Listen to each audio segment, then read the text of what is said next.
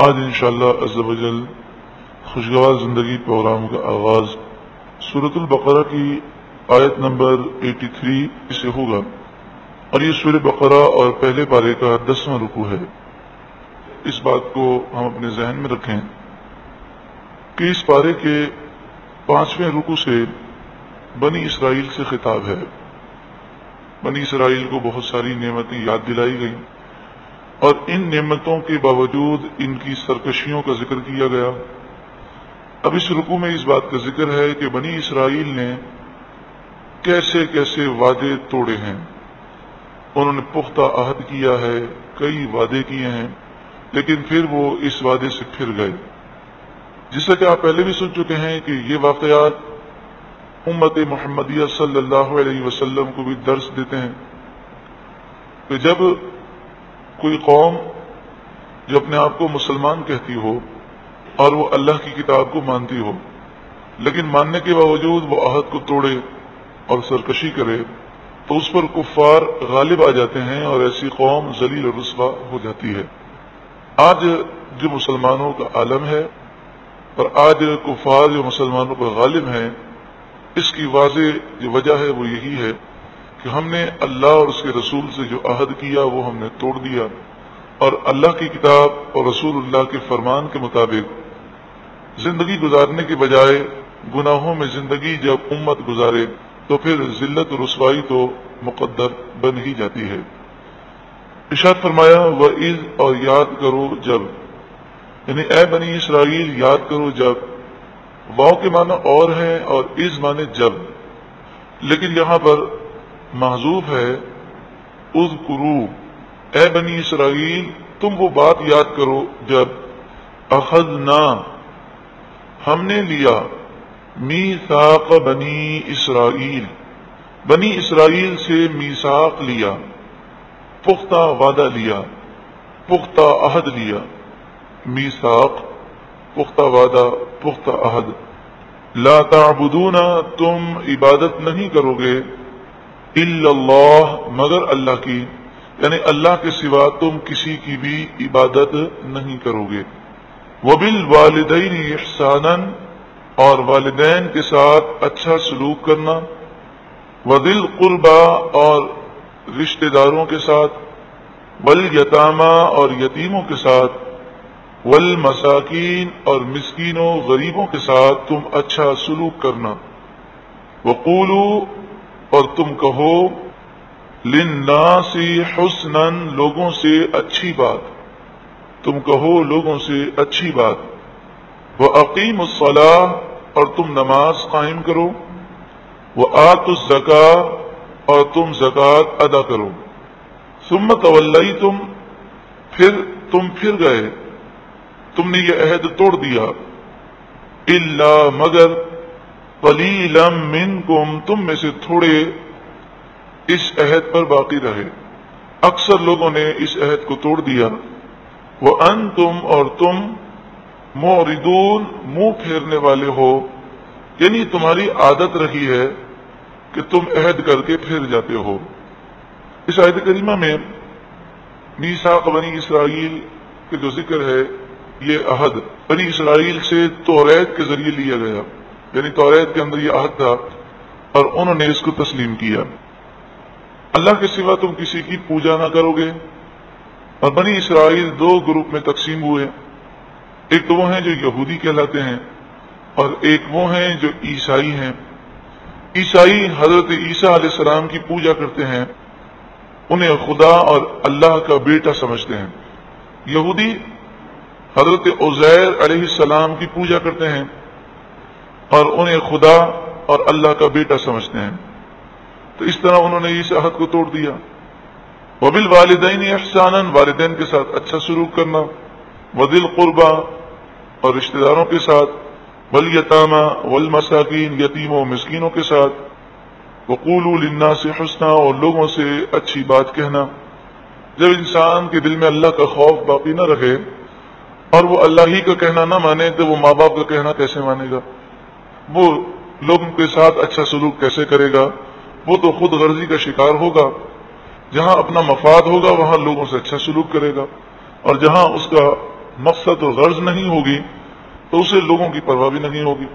اسے کیا ضرورت پڑی کہ وہ رشتہ داروں کے ساتھ، یتیموں کے ساتھ یا مسکینوں کے ساتھ اچھا سلوک کرے.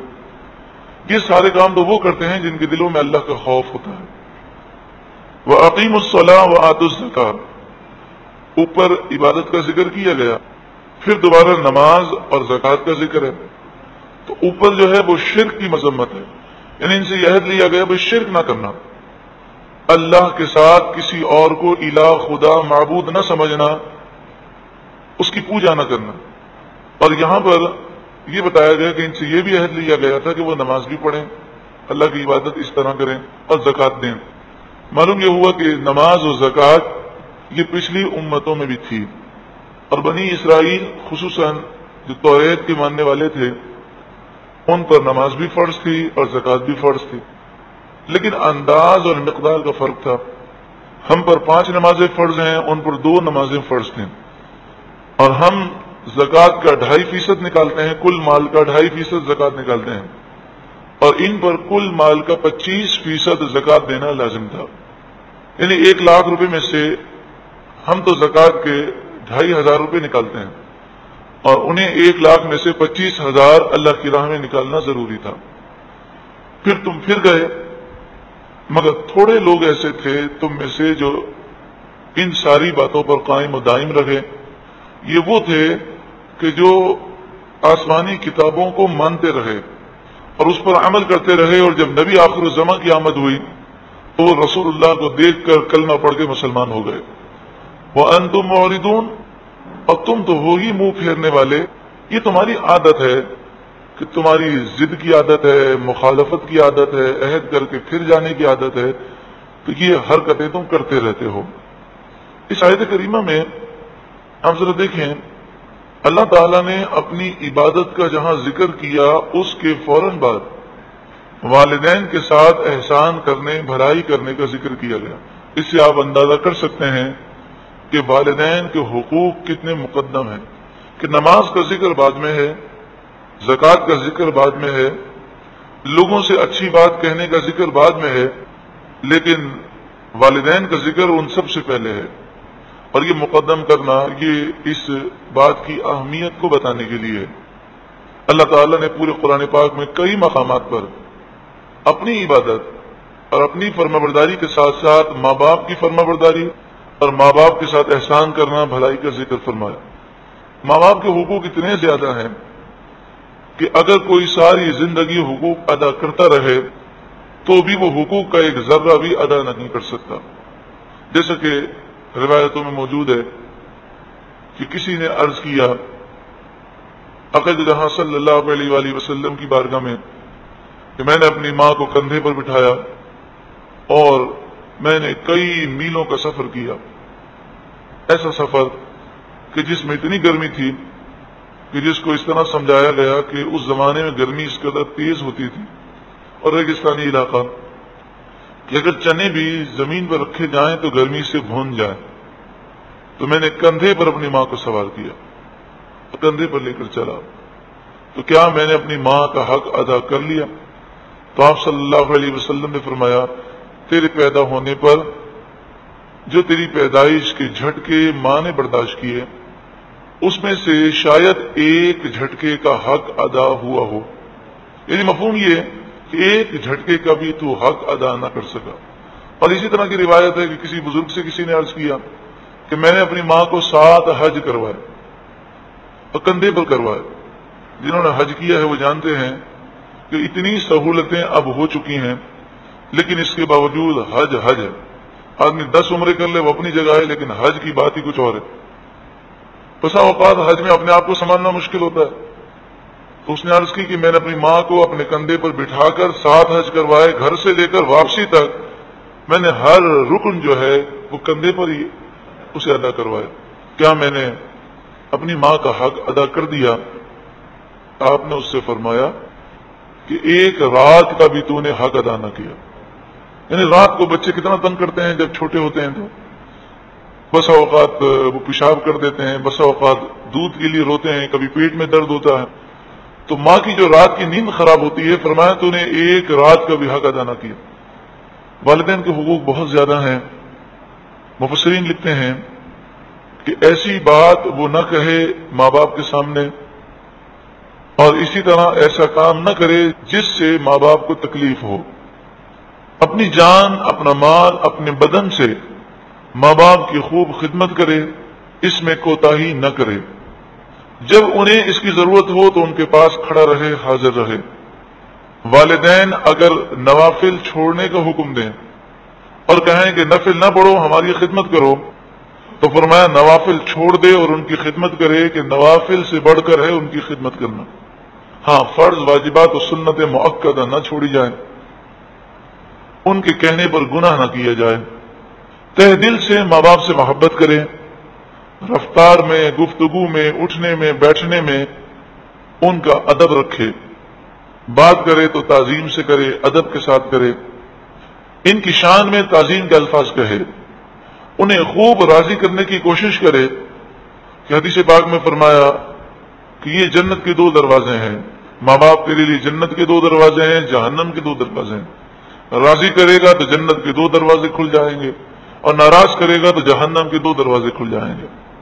انتقال کے بعد ماں باپ کی جائز وصیتوں پر عمل کرے، فاتحہ، صدقات اور تلاوت قرآن سے ایصال ثواب کرے، مغفرت کی دعا کرتا رہے۔ ہفتے میں کم از کم 1 بار ان کی قبر پر حاضری ضرور دے۔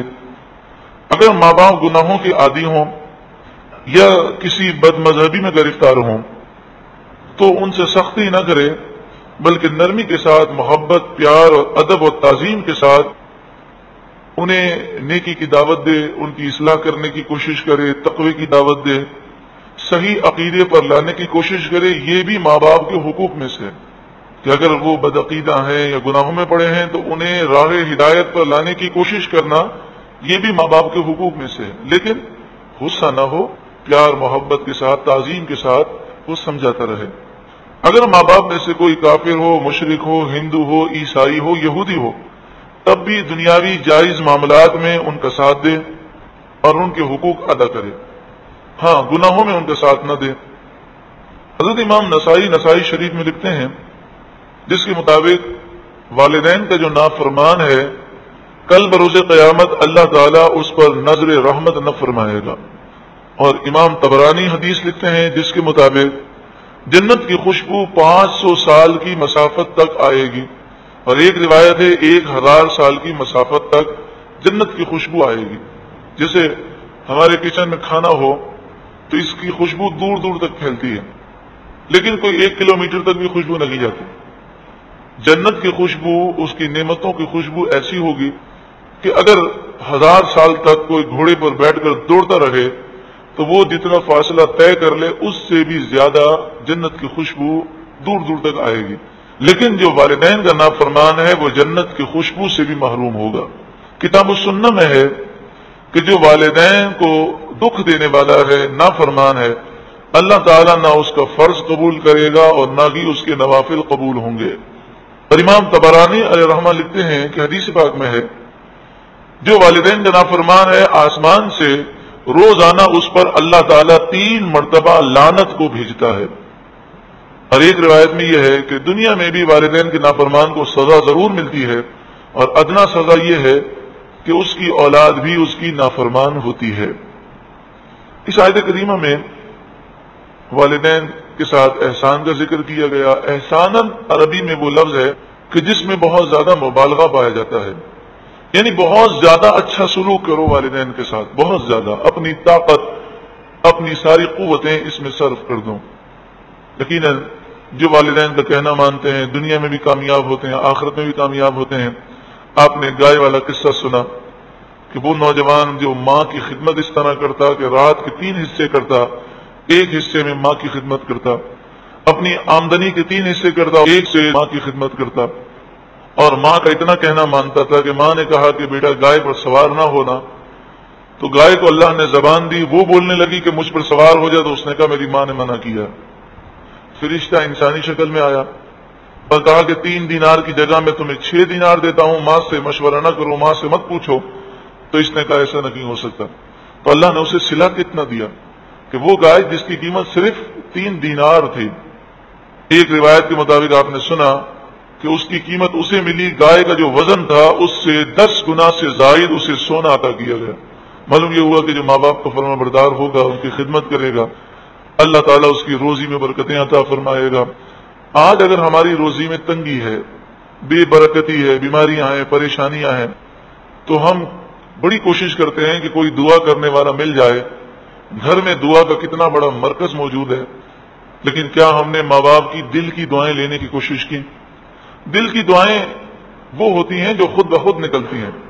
اتنی انسان خدمت کرے کہ زبان دعا دے یا نہ دے، دل کے اندر سے جسم کا رواں رواں دعا دے رہا ہو، تو یہ خدمت آپ کر کے دیکھیں، ہر مشکل انشاءاللہ آسان ہو جائے گی اور ہر محاذ پر اللہ تعالیٰ کامیابی نصیب فرمائے گا۔ رشتہ داروں کا جہاں تک تعلق ہے تو یہ مسئلہ تو یاد رکھیں کہ ماں باپ ہوں یا رشتہ دار ہوں، شریعت کے خلاف ہم ان کا کہنا نہیں مان سکتے، تو ان کا کہنا جو ماننا ہے وہ شریعت کے دائرے میں رہ کر۔ تو اسی طرح رشتہ داروں کا تعلق ہے کہ رشتہ دار اگر ہماری اولاد کو وہ شراب کی طرف لگانے کی کوشش کریں، جوئے کی طرف لگانے کی کوشش کریں، یا وہ ایسے ہوں کہ وہ بد عقیدہ ہوں، بد مذہب ہوں، کافر ہوں، تو ان سے دوری اختیار کرنے کا حکم ہے۔ لیکن اگر رشتہ دار صحیح العقیدہ ہیں تو پھر ان سے قطع تعلقی، جو عام طور پر ہمارے یہاں قطع تعلقی ہوتی ہے، وہ ذات کے لیے ہوتی ہے۔ اگر رشتہ دار بد عقیدہ ہے، کافر ہے، فاسق ہے، فاجر ہے، تو اس سے کوئی قطع تعلقی نہیں کرتا۔ ہماری قطع تعلقی کس لیے ہوتی ہے؟ ہم اس کے گھر پر گئے تو ہمیں چائے نہیں پلائی، ہمیں شادی میں دعوت نہیں دی، تو یہ دنیاوی وجوہات کی بنا پر قطع تعلقی حرام ہے۔ بخاری شریف کتاب الادب حدیث نمبر 5985، حضرت انس راوی ہیں، رسول اللہ صلی اللہ علیہ وسلم نے فرمایا، من احب ان یبسط له فی رزقه وینشأ له فی اثره فلیصل رحمه، جو یہ چاہے کہ اس کی روزی کشادہ کر دی جائے اور اس کی عمر میں برکت دی جائے، اسے چاہیے کہ وہ رشتہ داروں کے ساتھ اچھا سلوک کرے۔ آپ دیکھ لیں کہ جب سے یہ مغربی میڈیا اور مغربی تہذیب ہمارے گھروں میں آ گئی اور رشتہ داروں سے وہ محبتیں باقی نہ رہیں، تو نہ عمر میں برکت ہے اور نہ ہی مال میں برکت ہے۔ مسند امام احمد بن حنبل دوسری جلد صفحہ نمبر 484، عن ابی ہریرہ رضی اللہ تعالی عنہ قال سمعت رسول اللہ صلی اللہ علیہ وسلم یقول، حضرت ابو ہریرہ فرماتے ہیں کہ میں نے رسول اللہ صلی اللہ علیہ وسلم کو فرماتے ہوئے سنا، ان اعمال بنی آدم تعرض کل خمیس لیلۃ الجمعۃ، ہر جمعرات کو شب جمعہ بنی آدم کے اعمال اللہ کی بارگاہ میں پیش کیے جاتے ہیں، فلا يقبل عمل قاطع رحم، لیکن جو رشتہ کاٹنے والا ہے، وہ رشتہ داروں کے ساتھ اچھا سلوک کرنے والا نہیں، اللہ تعالیٰ اس کے اعمال کو قبول نہیں فرماتا، اس کے نیک اعمال قبول نہیں کیے جاتے۔ اس کے بعد یتیموں کا ذکر ہے۔ یتیم کی کفالت بہت بڑی نیکی ہے، لیکن آج کل یہ تو بڑا مشکل ہوتا ہے کہ کوئی کسی یتیم بچے کو اپنے گھر پہ رکھ لے، لیکن یہ سعادت تو ضرور مل جاتی ہے کہ بھائی کا انتقال ہو گیا یا کسی قریبی رشتہ دار کا انتقال ہو گیا تو اس کے یتیم بچوں کی وہ پرورش کر سکتا ہے۔ لیکن آج لوگ کہتے ہیں جناب ہم اپنے بچوں کو پال لیں گے، یہ بڑی بات ہے، ہم دوسروں کے بچوں کی کہاں ذمہ داری لیں۔ اور بعض لوگ جان چھڑانے کے لیے کہتے ہیں جناب کہیں یتیم پر ہاتھ اٹھ گیا تو، کہیں کچھ ہو گیا تو، کہیں ڈانٹ دیا تو اس کا دل دکھ جائے گا، لہٰذا نہ بابا ہم اس کی پرورش نہیں کرتے۔ تو یتیم بچہ جو ہے اس کی پرورش اپنے بچے سے بڑھ کر کرنی چاہیے، اور خاص طور پر رشتہ داروں میں کوئی یتیم بچہ ہو تو کاش مسلمانوں میں وہ جذبہ بیدار ہو کہ وہ یہ فضیلت حاصل کرنے کے لیے آگے بڑھنے کی کوشش کریں۔ حدیث پاک میں فرمایا، بخاری شریف کتاب الطلاق باب اللعان حدیث نمبر 5304، عن سہل بن سعد قال رسول اللہ صلی اللہ علیہ وسلم، حضرت سہل بن سعد فرماتے ہیں رسول اللہ صلی اللہ علیہ وآلہ وسلم نے ارشاد فرمایا، انا وکافل الیتیم فی الجنت ھکذا واشار بالسبابۃ والوسطی وفرج بینہما شیئا، رسول اللہ صلی اللہ علیہ وآلہ وسلم نے فرمایا میں اور یتیم کا خیال رکھنے والا، یتیم کی کفالت کرنے والا جنت میں اس طرح ہوں گے۔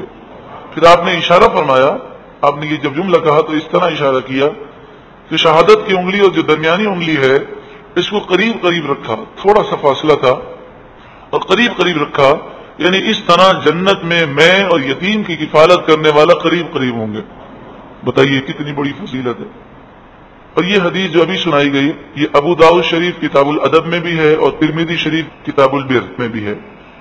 حضرت عبداللہ بن عباس رضی اللہ تعالی عنہما فرماتے ہیں رسول اللہ صلی اللہ علیہ وآلہ وسلم نے ارشاد فرمایا، یہ حدیث ابن ماجہ کتاب الادب میں ہے، آپ نے فرمایا من عال ثلاثة من الایتام، جس نے 3 یتیموں کی پرورش کی، اس کا خیال رکھا، 3 یتیموں کی کفالت کی، کان کمن قام لیلہ وصام نہارہ وغدا وراح شاہرا سیفہ فی سبیل اللہ، 3 یتیموں کی کفالت کرنے والا ایسا ہے کہ جس نے ساری رات اللہ کی عبادت میں گزاری اور سارا دن روزے میں گزارا، اور دن رات وہ اللہ کی راہ میں جہاد کرتا رہا۔ حضرت امام ابن ماجہ کتاب الادب میں لکھتے ہیں، حضرت ابو ہریرہ رضی اللہ تعالی عنہ روایت کرتے ہیں نبی اکرم صلی اللہ علیہ وسلم نے ارشاد فرمایا خیر بیت فی المسلمین بیت فیہ یتیم یحسن الیہ، مسلمانوں کے گھروں میں سب سے بہترین گھر وہ ہے جس میں کوئی یتیم ہو اور اس یتیم کے ساتھ اچھا سلوک کیا جائے۔ اور دوسری روایت میں ہے ان احب البیوت الی اللہ بیت فیہ یتیم مکرم، تمام گھروں میں سب سے پسندیدہ گھر اللہ کی بارگاہ میں وہ ہے جس میں یتیم ہو اور اس کی عزت کی جاتی ہو۔ وشر بیت فی المسلمین بیت فیہ یتیم یساء الیہ، تمام گھروں میں سب سے بدترین گھر وہ ہے جس میں یتیم کے ساتھ برا سلوک کیا جاتا ہو۔ وقولوا للناس حسنا، لوگوں سے اچھی بات کہو، نیکی کی بات کہے، برائی سے لوگوں کو روکے۔ حضرت ابن عباس فرماتے ہیں یہاں مراد یہ ہے کہ اے یہودیوں لوگوں سے اچھی بات کہو، یعنی حضور صلی اللہ علیہ وآلہ وسلم کے بارے میں تم سچی بات کہو۔ جہاں تک تعلق ہے حسن اخلاق کا، تو حسن اخلاق پیدا کرنے کے 2 طریقے ہیں۔ ایک طریقہ تو یہ ہے کہ انسان یہ تصور کر لے کہ جو چیز مجھے بری لگتی ہے وہ چیز میں کسی کے ساتھ نہ کروں۔ دوسرا تصور یہ ہے کہ جو چیز مجھے اچھی لگتی ہے میں لوگوں کے ساتھ وہی سلوک کروں۔ تو جب وہ یہ تصور کرے گا تو اس کے اخلاق اچھے ہو جائیں گے۔ ہم یہ عزم کر لیں کہ انشاءاللہ ہماری زبان سے ہم کسی مسلمان کو تکلیف نہ دیں گے، زبان میٹھی پیاری استعمال کریں، اور یہ فکر ہو کہ ہماری زبان سے کسی مسلمان کا دل ہم نہ توڑیں، تو حسن اخلاق کی فضیلت ہمیں نصیب ہوگی۔ اور رسول اللہ صلی اللہ علیہ وسلم نے فرمایا کل بروز قیامت میرے نزدیک سب سے زیادہ قریب وہ ہوگا کہ جو زیادہ حسن اخلاق والا ہوگا۔ آگے ارشاد فرمایا وعید، اور یاد کرو جب اخذنا، ہم نے لیا، میثاقکم، تم سے پختہ وعدہ۔ اب دوسرے میثاق کا ذکر ہے جو بنی اسرائیل سے لیا گیا۔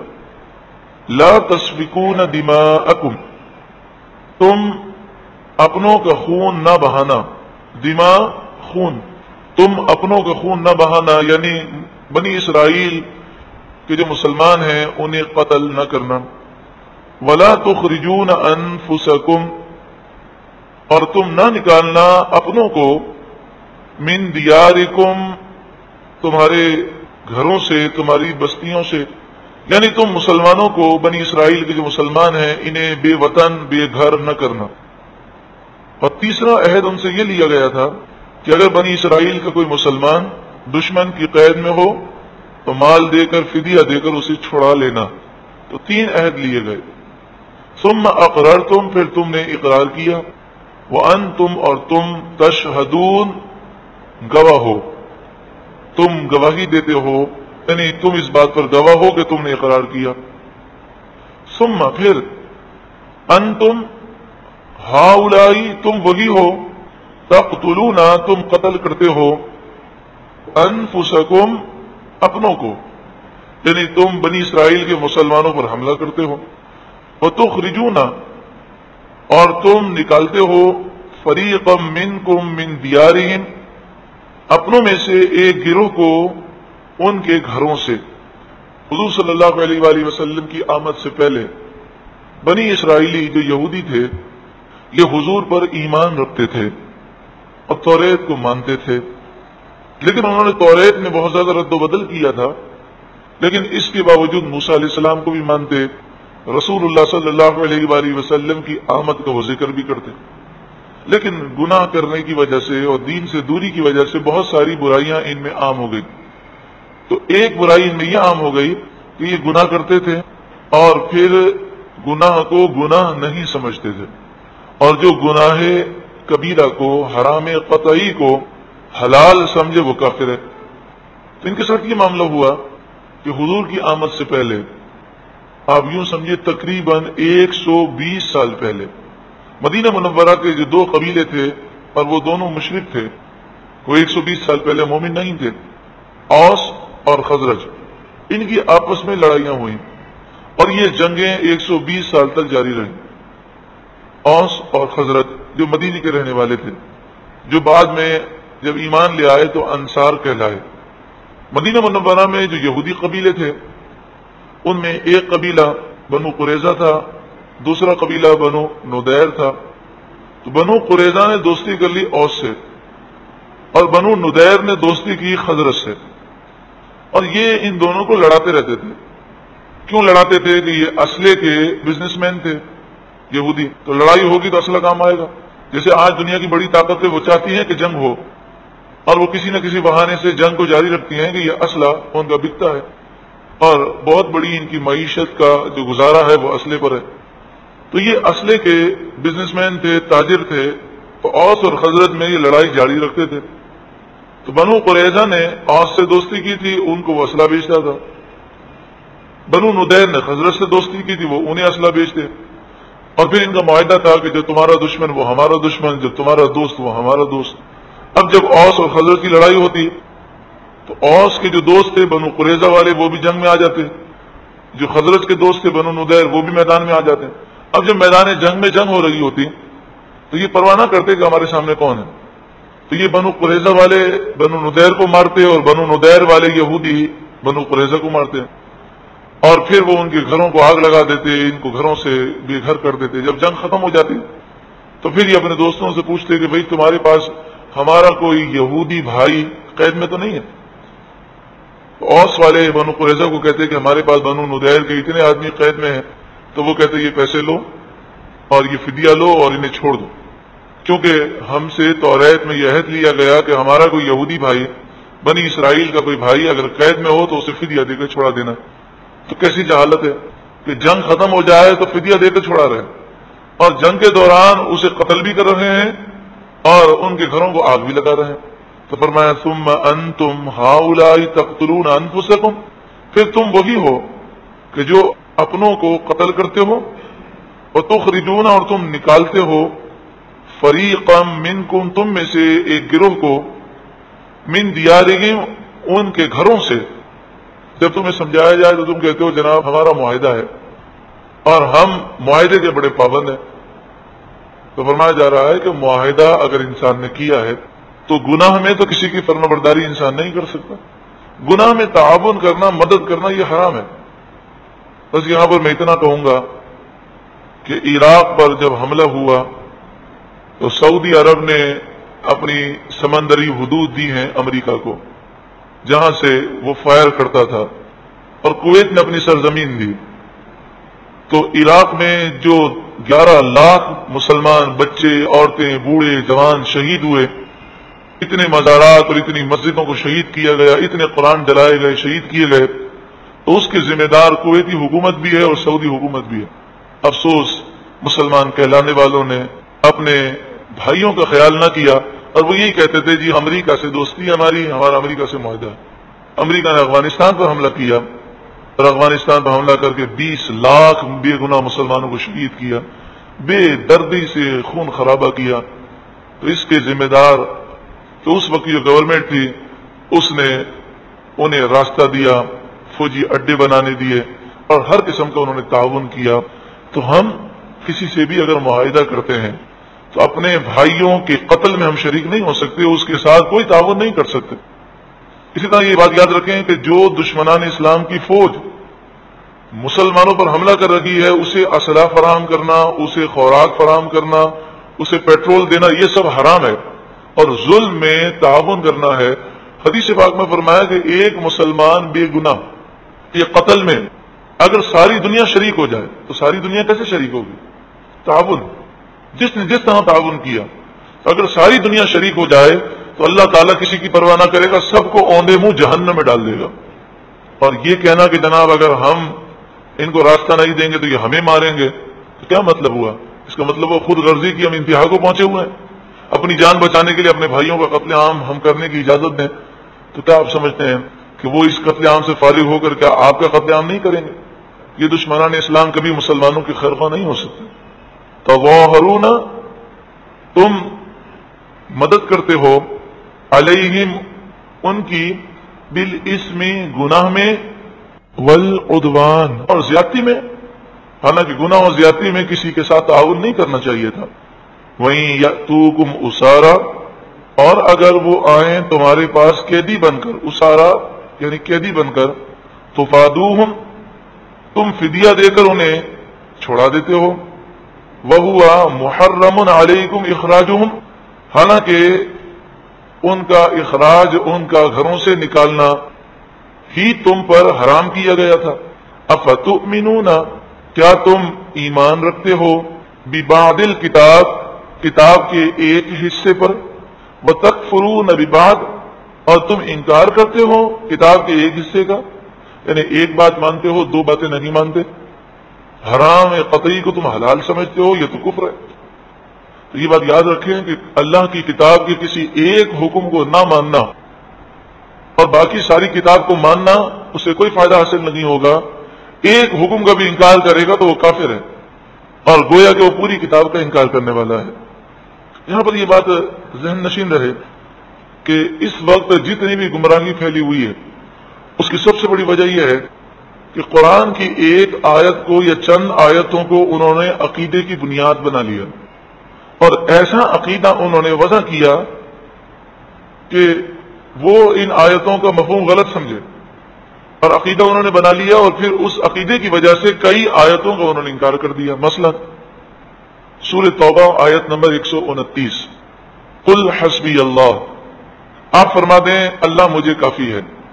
تو یہ بات کیا چل رہی ہے؟ بات ذہن میں رہے کہ یہودی کیا کرتے تھے، کتاب کے ایک حصے کو مانتے تھے اور کتاب کے دوسرے حصے کا انکار کرتے تھے۔ وہ کیسے انکار کرتے تھے؟ ایک حصے پر ایمان رکھنا، دوسرے کا انکار کرنا۔ تو اگر کسی کا ایمان ہو قل حسبی اللہ پر، اور کہے کہ حضور سے فرمایا گیا کہ آپ ان کافروں سے کہہ دیں مجھے اللہ کافی ہے، بات تو صحیح ہے، لیکن اس آیت کا اگر وہ یہ مفہوم لے لے کہ اللہ کافی ہے، مجھے نہ رسول اللہ کی ضرورت ہے، نہ اولیاء کی ضرورت ہے، نعوذ باللہ من ذالک، تو یہ عقیدہ قرآن و حدیث کے خلاف ہے۔ یا کہے مجھے اللہ کافی ہے تو میں نہ رسول اللہ کے معجزات مانتا ہوں، نہ اولیاء کی طاقت مانتا ہوں، ان کی شان، ان کی تعظیم، ان کی عظمت کا انکار کرے، تو یہ عقیدہ قرآن و حدیث کے خلاف ہے۔ دیکھیں سورہ انفال آیت نمبر 64، یا ایھا النبی حسبک اللہ ومن اتبعک من المؤمنین، اے نبی اللہ آپ کو کافی ہے اور آپ کی پیروی کرنے والے مومنین آپ کو کافی ہیں۔ تو اللہ کافی ہے، اس میں کوئی شک نہیں، لیکن اللہ کی عطا سے صالح مومنین بھی کافی ہیں، اور حقیقی طور پر کافی اللہ ہی ہے، لیکن اللہ نے مقام و مرتبہ عطا فرمایا۔ سورہ بقرہ آیت نمبر 143، ان اللہ بالناس لرؤوف الرحیم، بے شک اللہ لوگوں پر رؤوف رحیم ہے۔ تو کوئی کہے کہ اللہ رؤوف رحیم ہے، اللہ کے سوا کسی اور کو رؤوف و رحیم کہنا شرک ہے۔ اس کا مطلب یہ ہوا کہ وہ سورہ توبہ آیت نمبر 128 کا انکار کر رہا ہے، اور اس کا منکر ہو کر وہ کافر ہو گیا۔ لقد جاءکم رسول من انفسکم عزیز علیہ ما عنتم حریص علیکم، بے شک تمہارے پاس وہ رسول تم میں سے آئے کہ جو تم سے بڑی محبت کرتے ہیں، تمہارا مشقت میں پڑنا ان پر بہت گناہ ہے، بہت زیادہ تمہیں چاہنے والے ہیں، بالمؤمنین رؤوف رحیم، یہ مومنوں پر رؤوف رحیم ہے۔ تو اللہ رؤوف رحیم ہے ذاتی طور پر، اور رسول اللہ رؤوف رحیم ہے اللہ کی عطا سے۔ اسی طرح سورہ محمد آیت نمبر 11 میں ارشاد ہے ذالک بأن اللہ مولی الذین آمنوا، بات صرف یہ ہے کہ اللہ مومنوں کا مددگار ہے۔ اب اس آیت کو بنیاد بنا کر کوئی کہے کہ اللہ کے سوا کوئی مددگار نہیں، تو دوسری آیتوں کا انکار لازم آئے گا۔ سورہ تحریم آیت نمبر 4 فإن اللہ هو مولاه وجبریل وصالح المؤمنین، پس بے شک اللہ ان کا مددگار ہے اور جبریل مددگار ہے اور صالح مومنین مددگار ہیں۔ سورہ مائدہ آیت نمبر 55 میں ارشاد ہے انما ولیکم اللہ ورسولہ والذین آمنوا الذین یقیمون الصلاۃ ویؤتون الزکاۃ وہم راکعون، تمہارا مددگار تو اللہ ہے، اس کا رسول ہے، اور صالح مومنین جو نماز قائم رکھتے ہیں، زکوٰۃ دیتے ہیں اور رکوع کرتے ہیں، وہ تمہارے مددگار ہیں۔ کوئی سورہ نمل آیت نمبر 65 پڑھے اور کہے قرآن میں قل لا یعلم من فی السماوات والارض الغیب الا اللہ، کہ آسمان و زمین میں جتنے بھی ہیں وہ غیب نہیں جانتے، صرف اللہ ہی غیب جانتا ہے۔ اس کا وہ یہ مطلب کرے کہ اللہ کے سوا کوئی غیب نہیں جانتا اور اللہ کسی کو بتاتا بھی نہیں ہے، تو اس کا یہ مطلب نہیں ہے۔ اس کا مطلب یہ ہے کہ اللہ ہی غیب جانتا ہے اور اللہ کے بتائے بغیر کوئی نہیں جانتا، اور جو بھی غیب جانتا ہے وہ اللہ کی عطا سے جانتا ہے۔ سورہ جن آیت نمبر 26 اور 27 میں کیا ہے عالم الغیب فلا یظہر علی غیبہ احدا الا من ارتضی من رسول، غیب کا جاننے والا غیب کا علم صرف اپنے پسندیدہ رسولوں کو دیتا ہے، عام لوگوں کو نہیں دیتا۔ تو قرآن کہہ رہا ہے کہ اللہ غیب کا علم اپنے رسولوں کو دیتا ہے، اور وہ کہے کہ اللہ کسی کو نہیں دیتا، تو اس کا مطلب کیا ہوا کہ ایک آیت کو مان رہا ہے اور دوسری آیت کا انکار کر رہا ہے۔ اللہ تبارک و تعالی بدعقیدگی سے محفوظ فرمائے۔ ساری بدعقیدگیوں کی سب سے بڑی وجہ یہی ہے کہ لوگوں نے چند آیتوں کو دیکھا اور پورے قرآن پر اور تمام احادیث پر ان کی نظر نہ تھی اور عقیدہ بنا لیا، اور مسلمانوں پر جھوٹا شرک اور بدعت کا الزام لگا کر خود کافر اور مشرک ہو گئے۔ افتؤمنون ببعض الکتاب، کیا تم کتاب کے کچھ حصے کو مانتے ہو، وتکفرون ببعض، اور کچھ حصے کا تم انکار کرتے ہو، فما جزاء من یفعل ذلک منکم، پس کیا جزا ہے، کیا سزا ہے اس کی جو تم میں سے ایسا کرے، الا مگر خزی رسوائی فی الحیات الدنیا، دنیا کی زندگی میں، یعنی جو ایسا کرے گا دنیا میں ذلیل و رسوا ہو جائے گا۔ دو باتیں ہیں، ذلت و رسوائی ہوگی، یا تو وہ اپنے آپ کو مسلمان کہے اور کسی بات کا انکار کرے جو نص قطعی سے ثابت ہے۔ دوسری صورت یہ ہے کہ ایک چیز پر عمل کرنا اور دوسری چیز پر عمل نہ کرنا، اور عمل نہ بھی کرنا اور اس پر کوئی افسوس نہ ہونا، یہ بھی دنیا میں رسوائی کا سبب ہے۔ تو آج مسلمان جو دنیا میں رسوا ہیں، اس کی بہت بڑی وجہ یہی ہے کہ ہم بے شمار چیزوں پر عمل بھی نہیں کرتے اور اس گناہ کو گناہ بھی نہیں سمجھتے۔ وہ یوم القیامتی، اور قیامت کے دن، یردون، وہ لوٹائے جائیں گے، الی اشد العذاب، شدید ترین عذاب کی طرف، وما اللہ بغافل عما تعملون، اور اللہ غافل نہیں ان کاموں سے جو تم کرتے ہو۔ ان لوگوں نے ایسا کیوں کیا؟ اور آج جو مسلمان ایسا کر رہے ہیں، ایسا کیوں کر رہے ہیں؟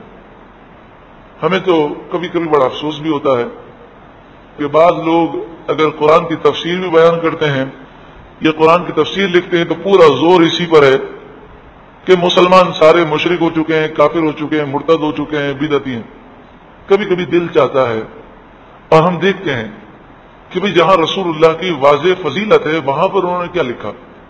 افسوس کے ساتھ انسان کا دل اور ضمیر زندہ ہو تو آنکھوں سے آنسو جاری ہو جائیں کہ وہ لمبی لمبی تقریریں بیان کرتے ہیں اور لمبے لمبے صفحے لکھ دیتے ہیں، لیکن جب ورفعنا لک ذکرک پر بات آتی ہے، اے محبوب ہم نے آپ کے لیے آپ کا ذکر بلند کیا، تو وہاں ایک لائن بھی حاشیے میں نہیں ہوتی۔ رسول اللہ کی شان سن کر یا پڑھ کر وہ ایسے نکل جاتے ہیں جیسے سم بکم عمی، اندھے ہیں، بہرے ہیں، گونگے ہیں۔ رسول اللہ کی شان نہ خود وہ سمجھتے ہیں نہ دوسروں کے اندر وہ اس چیز کو داخل کرنے کی کوشش کرتے ہیں۔ لیکن الحمدللہ جو عاشق رسول ہیں ان پر کتنا کرم ہے، وہ تو قرآن بھی پڑھتے ہیں تو اپنے محبوب کی شان ڈھونڈتے ہیں، وہ حدیث بھی پڑھتے ہیں تو اپنے آقا کی شان بیان کرتے ہیں۔ دنیا کی محبت نے انہیں تباہ کر دیا، جو گناہوں میں پڑے وہ بھی دنیا کی محبت کی وجہ سے. اولئک الذین اشتروا الحیاۃ الدنیا بالآخرہ، یہی وہ لوگ ہیں جنہوں نے آخرت کے بدلے میں دنیا کی زندگی حاصل کی، یعنی دنیا کے لیے آخرت کی زندگی کو برباد کیا. اشتروا خریدا، حاصل کیا. فلا یخفف عنہم العذاب، تو تخفیف نہ کی جائے گی. فلا یخفف، تخفیف نہ کی جائے گی، ہلکا نہ کیا جائے گا ان سے عذاب. ولا ہم ینصرون، اور ان کی مدد نہ کی جائے گی. آپ نے دیکھ لیا کہ یہ یہودی اپنے دوستوں کی طرفداری میں گناہ کرتے تھے. مفسرین لکھتے ہیں کہ کسی کی طرفداری میں گناہ کرنا، دین کی مخالفت کرنا، یہ دنیا میں بھی انسان کو تباہ کر دیتا ہے اور آخرت بھی برباد ہو جاتی ہے.